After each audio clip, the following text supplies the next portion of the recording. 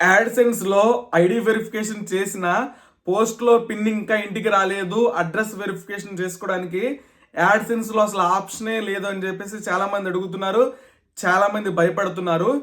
ఎవరైతే కొత్తగా వచ్చిన పర్సోనా అనే ఆప్షన్ యూజ్ చేసి ఐడి వెరిఫికేషన్ చేస్తారో వాళ్ళు అడ్రస్ వెరిఫికేషన్ చేయాల్సిన అవసరం లేదు. మీకు ఆప్షన్ కూడా రాదు, మీ ఇంటికి పిన్ పోస్ట్లో కూడా రాదనమాట. పర్సోనా వెరిఫికేషన్ చేసే టైంలోనే మన ఐడి వెరిఫికేషను, పిన్ వెరిఫికేషన్ అంటే ఏం లేదు, అడ్రస్ వెరిఫికేషనే, అది కూడా కంప్లీట్ అయిపోయింది. ఫర్దర్గా మనం ఎలాంటి అడ్రస్ వెరిఫికేషన్, పిన్ వెరిఫికేషన్ చేయాల్సిన అవసరం లేదు. చాలామంది దీని గురించి భయపడుతున్నారు.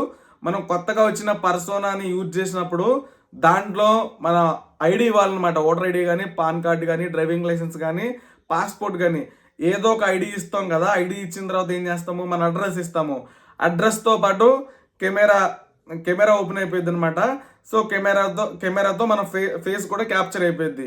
సో ఇట్లా 3 steps, ID, next address, face verification, ఇవన్నీ కంప్లీట్ అయిపోతే మన ID verification, address verification, pin verification కూడా కంప్లీట్ అయిపోయినట్లే. ఇన్స్టాంట్గా కంప్లీట్ అయిపోయింది అనమాట.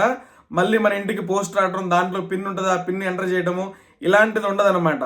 సో ఎవరైతే ఈ ఆప్షన్ యూజ్ చేశారో మీకు ఓన్లీ ఐడి వెరిఫికేషన్ అనే కనపడిద్ది యాడ్సెన్స్లో.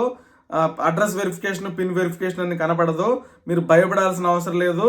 సో వీడియో అయిందే. ఇంకా ఈ ఐడి వెరిఫికేషన్ గురించి ఎలాంటి ప్రాబ్లమ్స్ ఉన్నా, ID verification multiple times fail అయిపోయి మీకు ఐడి వెరిఫికేషన్ చేసుకునే ఆప్షన్ లేకపోయినా సరే, ఇక్కడ వాట్సాప్ నెంబర్ ఇచ్చాను, అక్కడ నుంచి కాంటాక్ట్ అవ్వండి.